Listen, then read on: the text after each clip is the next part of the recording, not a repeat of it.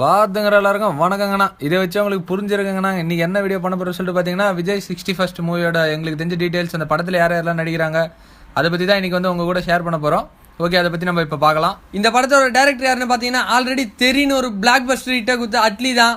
அது மட்டும் இல்லைங்க, இந்த படத்தில் இன்னொரு சர்ப்ரைஸான விஷயம் ஒன்று இருக்குது. இதோட ஸ்டோரி யார் எழுதிக்கிறாங்கன்னு பார்த்தீங்கன்னா, பிக்கெஸ்ட் பிளாக் பஸ்டரான பாகுபலி படத்தை எழுதினவர் தான் இந்த படத்தோட ஸ்டோரி எழுதுகிறாரு. அதாங்க கேவி விஜயேந்திர பிரசாத் தான். ஓகேங்க, மேற்கொண்டு வந்து இந்த படத்தோட ஹீரோயின்ஸ்லாம் யார் யாருன்னு சொல்லிட்டு பார்த்தீங்கன்னா, ஹீரோயின்ஸ்னு சொல்ல போதே உங்களுக்கே தெரிஞ்சிருக்கேன், கண்டிப்பாக ஒரு ஹீரோயின் இல்லைன்னு. அதே போல் தாங்க 3 ஹீரோயின்ஸ் இருக்காங்க. யார் யாருன்னா காஜல் அகர்வால், சமந்தா, ஜோதிகா, இவங்க 3 பேர் இருக்காங்க. யாருக்கு லீட் ரோல்னு தெரியல. அதான் 3 ஹீரோயின்ஸ் இருக்காங்க மொத்தத்தில் படத்தில். இந்த படத்தோட வில்லன் ரோல் யாருன்னு பார்த்தீங்கன்னா, அதாங்க இருக்கு ஆனால் இல்லை, எஸ்.ஜே. சூர்யா தான் பண்ணுறாரு.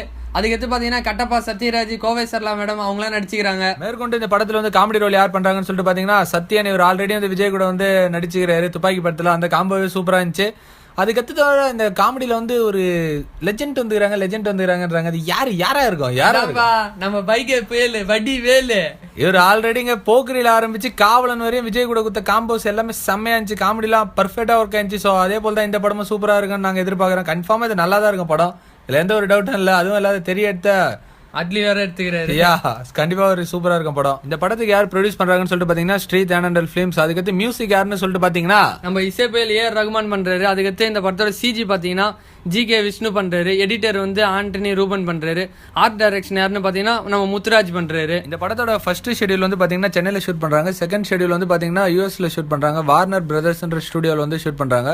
இந்த ஸ்டுடியோவில் தான் ஹாரி பாட்டர், காஞ்சூரிங் படம் வந்து ஆல்ரெடி ஷூட் பண்ணிக்கிறாங்க. 2 படமும் வந்து ஒரு மெகா ஹிட் படம். இதை நாங்கள் சொல்லி தான் தெரியணும்னு சொல்லிட்டு அவசியம் இல்லை. அந்த இடத்துல தான் வந்து விஜய் படத்தை வந்து அதான் ஃபர்ஸ்ட் சவுத் இந்தியன் மூவி அது போல இடத்துல வந்து ஷூட் பண்ணுறாங்க. அது போல் யூஎஸ் ஸ்டுடியோவில்.